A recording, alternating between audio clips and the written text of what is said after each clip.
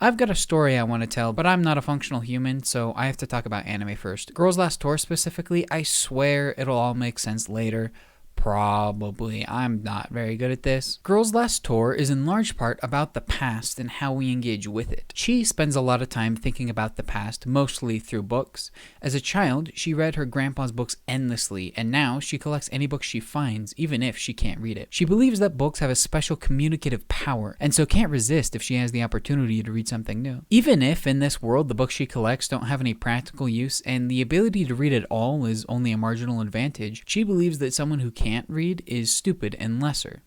Like Yu. Yu doesn't have a lot of respect for words, she can't eat them, but she still records herself just like Chi does, just through different mediums. She draws a picture of Chi sleeping and takes many, many pictures with Kanazawa's camera. Now, their desire to write stuff down and make their presence known to the future may seem in vain. After all, nobody is coming after them. But the very act of recording is worth it in and of itself. In episode 6, the girls meet Ishii. She lives surrounded by shadows of the past in an abandoned airbase. Seeing all of these records and contraptions around her, she decides she wants to make her own aircraft. She studies everything she has access to, tests some prototypes, and records her progress. After assembling her final aircraft, Ishii takes off, but it doesn't take long for her engine to fail, leaving her parachuting down to the lower levels. This may seem like a failure, but nobody there really sees it that way. She and Yu both panic initially when they see the explosion, but once they see that Ishii is both safe and smiling, they calm down immediately. The episode states that we shouldn't get too worried about setbacks like these because, as Yu has been saying,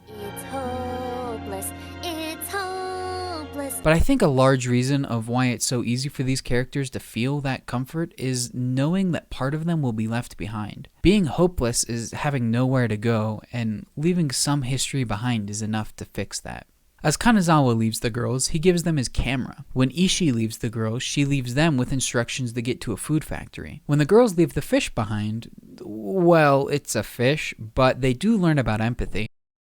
I've been editing a lot of videos for my grandpa recently. I'll go over and visit my grandparents, and then we'll go into his office, I'll set up my mic and camera, and then he'll start telling a story. I'll take it home, edit it, and publish it out to the family. There have been a couple of stories that were proper important. He's given his testimony, he's told the story of his kids' births, but most of the stuff isn't about anything really in particular. Apparently, he used to be really good at arm wrestling. One time he went skiing and tried to show off to some girls, but ended up almost breaking his back in the process.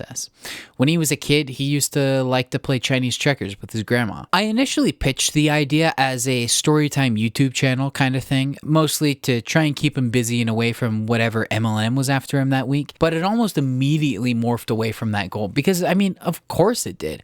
Neither of us really wanted it to be a public-facing project, and I mean, it's not like anybody would have listened anyway. For a while, even within the family, not that many people knew we were doing it because old people don't know what a subscribe button is. So it ended up being something mostly just between the two of us. Even though nobody was actually watching, it was still just kind of nice to write down something together.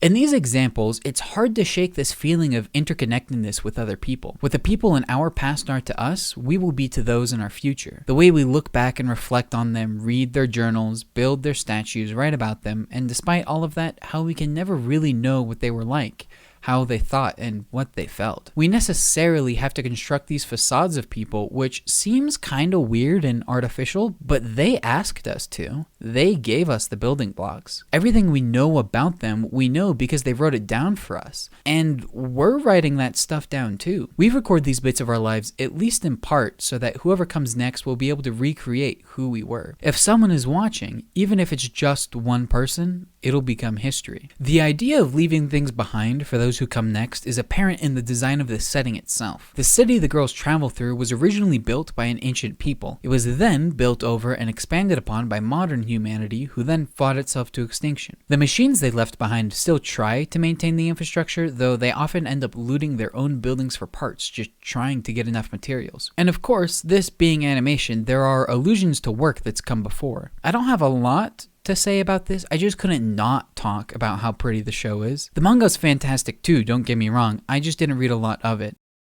Recently, his cousin sent him some digitized film. Now, the film isn't about anything really, it's basically just a bunch of family pictures, but the first time we watched it was, to borrow a phrase from Jacob Geller, He was there at the computer and I was right behind him watching over his shoulder. He'd play the video for a little bit and then pause it, point out a face, talk a little bit about that person, and then move on to the next person. I did know most of the names, but I didn't know that much about the people, and I hardly knew any of the faces. On one hand, everything about these people just seemed so alien. I could hardly imagine trying to talk to them. Like, what would we even talk about? My hobbies?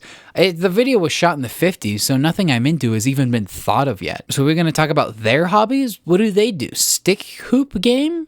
I do know a lot more about that than I do football. Could we at least talk about the weather?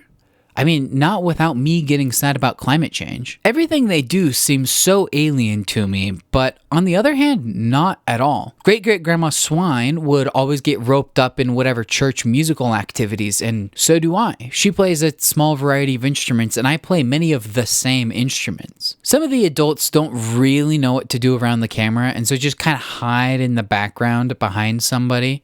And I mean, I do that too.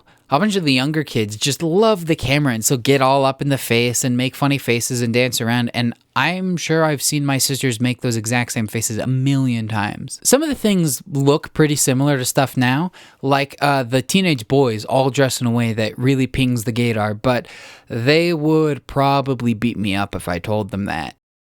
The girls don't only reflect on the past, often they will relive something as mundane without even being aware of it, of which episode 5 is a perfect example. They find a house and spend some time imagining how they would redecorate and arrange exactly what they want, something I've never done before. They talk about who would get the top bunk, where to put the bookshelf, and where to put the pantry. Later, they stack rocks as a game. Rock stacking is something pretty much everyone has done before. Burial cairns in Scotland, memorials in pre-colonial. But did you know there's a Wikipedia page for this? We've done it everywhere, and these girls did it without even realizing it. But obviously, the highlight of this episode is the Song of Raindrops. Stuck in the rain, Yu is collecting water when she realizes that hollow objects make a cool noise, and so the both of them use every hollow object they can to find and listen to the music. This is fascinating to my musician brain. I'm sure you've heard that music is the universal language, but is this true? Well, yes, but actually no. See, most humans do music of some sort. Some cultures play music all the time, some only in specific situations, some all the time but only certain kinds at certain times, but we all do music. So music is the universal language. However, music is just like spoken language. You have to learn how to speak it, which is why I'm the only one in my family who likes clowncore. I'm a classical musician, so I understand classical music. Most people don't, not because they're dumb or anything, but because they've never had to speak it. I understand why this is funny and politically subversive, but I don't think most people would. Hablo español, lo empecé a aprender hace algunos años y viví en la República Dominicana por año y medio. Aún hasta ahora es un chin difícil hacer broma. Cuando los latinos hagan broma, lo entiendo. El problema no es el vocabulario ni la gramática. Entiendo español y lo hablo, pero como quiera no tengo control completo del idioma. A lot of rap sounds samey to me in the same way that Chinese characters look the same. I don't know what differences are significant, so I just assume somebody understands it and move on. So anyway, we see here the girls making their own music without any outside cultural bias,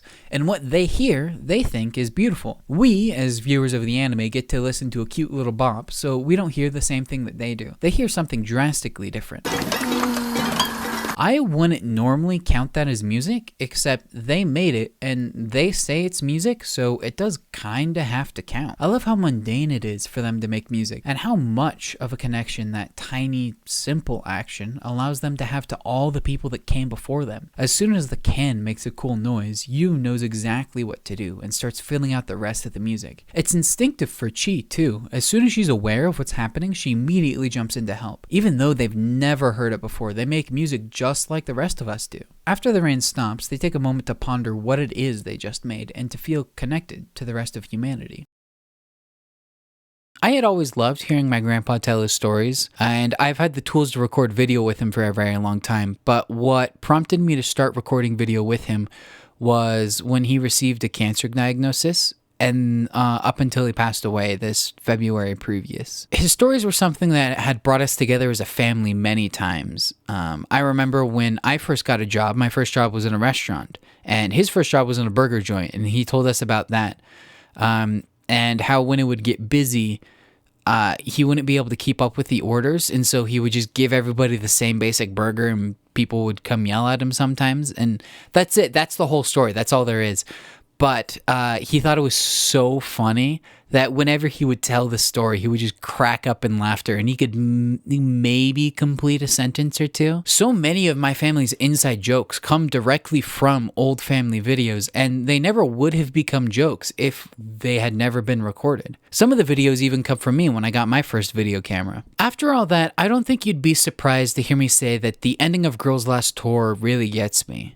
The girls stand in a submarine watching hundreds of videos play of birthdays and battle footage, concerts, news broadcasts, and sports games. They stand there and learn about the past through the eyes of some young girls who are making a class project.